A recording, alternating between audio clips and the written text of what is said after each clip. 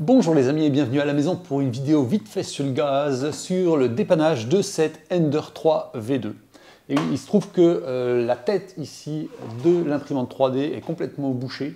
Je ne sais pas du tout pourquoi, hein, ça s'est arrêté de couler et puis j'ai même carrément cassé le filament à force d'essayer de le pousser.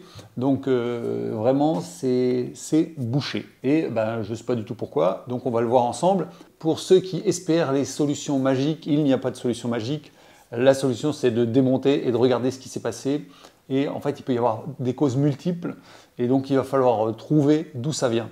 Je vais quand même profiter de ce démontage. Je suis allé sur le site de hotends.fr, un petit fabricant bien sympathique et très français qui a fabriqué ce truc-là. C'est le magnet MK, je ne sais plus quoi, avec ici une base qu'on visse dans la tête, clac, un gros aimant puissant, et de l'autre côté, on est vissé dans l'extrudeur, ce qui fait que, enfin dans le feeder plus exactement, hein, ce qui fait que on n'a plus du tout de jeu ni à ce niveau ni à ce niveau, et qu'en plus ça se démonte facilement, on a accès par le dessus hein, pour déboucher éventuellement la tête. Donc ça c'est très intéressant. Mais la première chose à faire, ça va être de mettre en chauffe, d'ouvrir, de mettre en chauffe, parce que comme ça doit être plein de plastique fondu là-dedans, il va falloir que je démonte la buse. Pour démonter la buse, il faut mettre en chauffe. Donc ça va être la première chose à faire. Alors attention, warning, très attention. Il y a du 220 volts derrière. Ici, on doit être en 24, en 12 ou en 24 volts. Donc ça va, normalement, on ne devrait pas s'électriser. Par contre, on se protège de la chaleur, parce que là, ça monte à 200 degrés. Hein. Donc je vais prendre une manique de cuisine pour me protéger les mains. Et puis là, j'ai un dessous de plat pour poser la buse dessus, histoire de ne pas défoncer ma table. Et maintenant que c'est en chauffe, il faut démonter ici le capot. Alors pour ça, petit piège, il y a deux vis derrière, mais enfin, il faut en démonter qu'une. Il faut démonter celle qui est entre les deux roulements, hein, entre les deux roues, là, il y a une vis, et ça suffit. Je me suis fait avoir déjà, hein, j'ai démonté aussi l'autre, et puis en fait, du coup, on a du mal à l'enlever après le capot, parce que l'autre vis, il ne faut pas l'enlever. Alors attention aussi, vous pouvez avoir un zip tie ici, un petit collier risselant, et si il est trop près ici du bas, ben, il empêche les fils des ventilateurs de se séparer des fils d'alimentation de la tête. Donc là, j'ai enlevé ce petit collier pour pouvoir remonter la gaine et que ça puisse se séparer, hein, parce que le ventilateur il est fixé sur le capot. Donc une fois que vous avez enlevé la vis centrale et le petit zip tie, ce qu'il faut faire aussi, c'est enlever la chaussette silicone qui est là. Hop.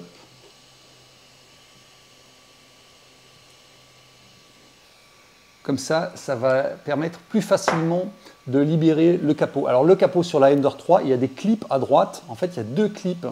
Et donc, au début, on se dit, oh, est-ce que ça va venir, ça va pas venir, etc. Ouais, faut y aller un peu. Faut le dégager un peu vers la droite. Le clip du haut, on le voit, mais le clip du bas, on ne le voit pas. Donc en fait, il faut pivoter. Hein, il ne faut pas hésiter, on peut remonter un peu la gaine et puis à un moment, ben, voilà, clac, le clip se défait. Mais c'est vrai que ça fout un peu les jetons. J'ai mis un petit temps à savoir comment c'était fichu et à oser y aller. Et en fait, ça le fait. Hein. Après, il y a un trou de positionnement dans lequel avec un ergot qui rentre dedans, là, enfin un petit téton. Et quand on remontera, on se mettra ici dans le même trou. Alors, il faut faire attention parce que ici, on a le ventilateur de refroidissement de la tête. Donc, il faut le garder orienté pour qu'il continue de souffler sur la tête parce que sinon il ne la refroidit plus. Et vous avez en fait la chaleur qui peut remonter dans le tube. Alors bon, il se trouve que le tube on va le changer donc c'est pas trop gênant, mais la chaleur elle peut aussi aller derrière sur le plateau là, et abîmer finalement votre matériel. Donc il faut faire attention.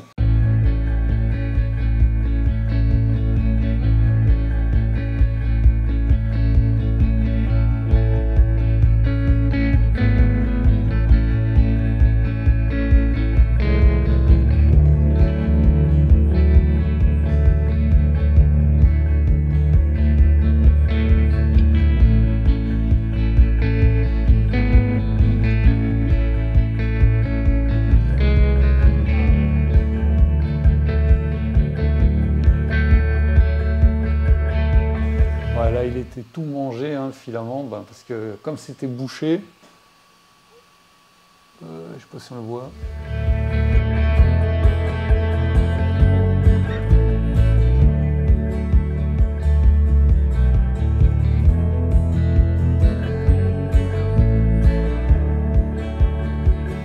la buse elle est bouchée, hein, je ne vois pas la lumière à travers, donc je vais la déboucher avec une aiguille. Voilà, donc là maintenant j'ai travaillé à l'aiguille et puis j'ai aussi gratté un peu le bord de ma buse parce qu'elle elle avait un peu de filament fondu qui s'était mis dessus et puis qui s'était carbonisé, donc j'ai mis un petit peu je l'ai gratté par l'extérieur. Il faut savoir que la buse, en fait, dans la hot end, il y a le tube PTFE, en fait, il vient en contact. Hein, et d'ailleurs, là, justement, il est à moitié mangé. Je pense que c'est pour ça que ça s'est bloqué. Il y a dû y avoir une remontée sur les côtés ou je ne sais pas. S'il reste des petits trucs dans la buse, à la limite, je peux faire ce qu'on appelle un cold pull, c'est-à-dire faire remonter la buse et puis avec à 160 degrés par là, mettre des petits coups avec un filament pour essayer de récupérer les saletés qui sont encore dedans. Mais ce n'est pas très important pour le moment. Là, ce que je vais faire, c'est déjà, je vais essayer de voir si le corps ici, le heat break, ça passe bien dedans. Bon là, j'arrive pas, c'est carrément bloqué. Donc je vais couper. Hop, voilà. Et on va passer dedans pour voir si ça traverse. Voilà. Donc là, vous voyez, j'ai enlevé une belle quantité de matière, donc, hein, qui était remontée sur les côtés du PTFE, hein, parce qu'il n'était pas étanche. Voilà. Donc je nettoie tout ça.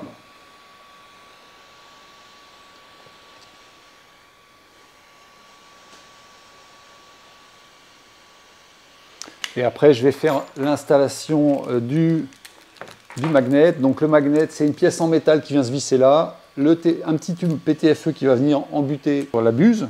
Hein, il va venir embuter sur la buse. Tac. Donc là, je remonte. Alors on remonte toujours à chaud. Hein.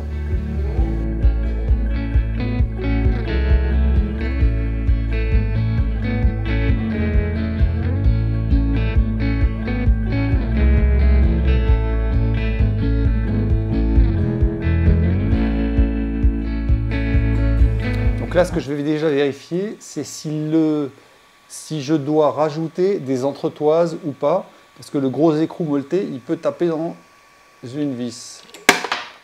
Donc ce que je vais faire, c'est que je vais rajouter quand même 2 entretoises. Il y a 2 petites rondelles qui sont fournies avec. Donc je démonte ici la tête. Bon, plus de pics dans le micro, on va faire 100, c'est pas grave, j'espère que vous m'entendez, que ça fait pas trop aquarium. Donc comme je vous l'ai dit, il faut écarter hein, la tête ici. Donc il faut mettre 2 rondelles. Alors là j'en ai mis une première, mais la deuxième elle est un peu embêtante à mettre. Donc petite astuce, comme ici on a un aimant, vous mettez la rondelle sur la tranche, hein, sur l'aimant. Et du coup, alors sur le côté de l'aimant, en allant bien par le côté, on arrive à la glisser et à la bloquer avec le radiateur de la hot end. Voilà, là elle est bloquée et du coup je peux enfoncer la vis dedans. Voilà, c'est fait. Sinon c'est vraiment un peu galère. La première ça passe, mais la deuxième c'est compliqué. Et donc voilà, on a, hop, je resserre. Alors comme je vous l'ai dit, c'est pas génial, ça manque un peu de profondeur de prise ici. Ça serait bien que je change les vis. Et là du coup, on est bon au niveau du passage de l'aimant.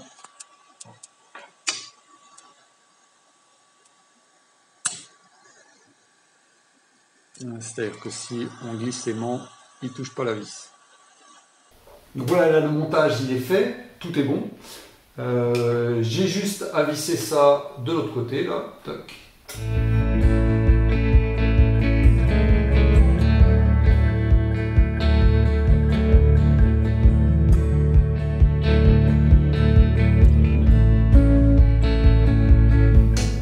Voilà, du coup zéro jeu là.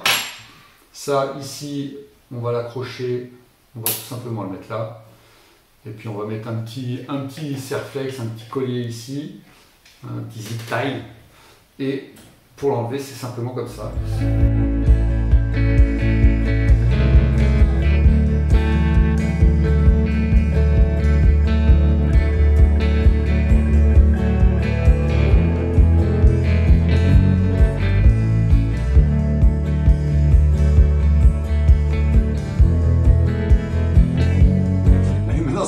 téléphone qui avait plus de batterie. Donc j'ai changé de téléphone, pas la même image, mais c'est pas grave. Petit bilan sur le montage du MKS, les trucs à faire un peu attention. Donc sur la Ender 3, ce qui se passe, là on est sur Ender 3 V2. Hein, on n'a pas vraiment un accès au-dessus ici, ce qui fait que le magnet, si je veux l'enlever, je suis obligé d'enlever le capot. Hein, ou alors il faudrait que je modifie le capot, que je fasse une grosse ouverture ou quelque chose comme ça. Bon, pour le moment, sa fonction n'est pas spécialement d'être enlevée. Hein, c'est vrai que c'est pratique de pouvoir l'enlever pour pouvoir nettoyer, mais en temps normal, il reste en place. S'il est bien centré, c'est bon. Donc là, moi, j'ai la plus petite version parce que c'est, je crois que ça doit être 30 cm. Hein, et c'est juste parfait au niveau de la longueur, c'est impeccable. Après, il y a d'autres longueurs en fonction de votre taille de plateau. Là, il va falloir juste que je rajoute un petit zip tie ici, hein, pour que ça fasse un peu plus propre et que les deux câbles bougent ensemble, mais c'est même pas ultra nécessaire. On va voir à l'usage. Là, ce que je sais en tout cas, c'est que maintenant ça passe, c'est dégagé, que ici j'ai plus de jeu, hein, parce que les pneus fit comme ça peut prendre du jeu à l'usage. Et en plus j'ai un tube Capricorne, donc ça devrait bien imprimer. Donc ma machine, elle est dépannée. Là, j'ai même pas besoin de faire d'essai, je sais que ça va fonctionner. Normalement, tout est débouché. Et en plus, il y a un système d'amener du filament qui est propre. Si cette vidéo vous a plu, dites-le moi dans les commentaires. C'était un peu à l'arrache. Mais je me suis dit que plutôt que de le faire moi tout seul dans mon coin, partager mon expérience avec vous, c'était intéressant. Je vous mets dans la description sous la vidéo un lien vers le magnet MK10 sur le site de Hot Heads. C'est pas du tout une vidéo sponsorisée, hein. Je l'ai acheté, moi, cette pièce je l'ai achetée. Et mais c'est un petit fabricant français comme moi, je trouve ça bien. Le produit a l'air de qualité, donc ça vaut le coup d'être dit. En attendant de la prochaine vidéo, portez-vous bien, à bientôt. Salut.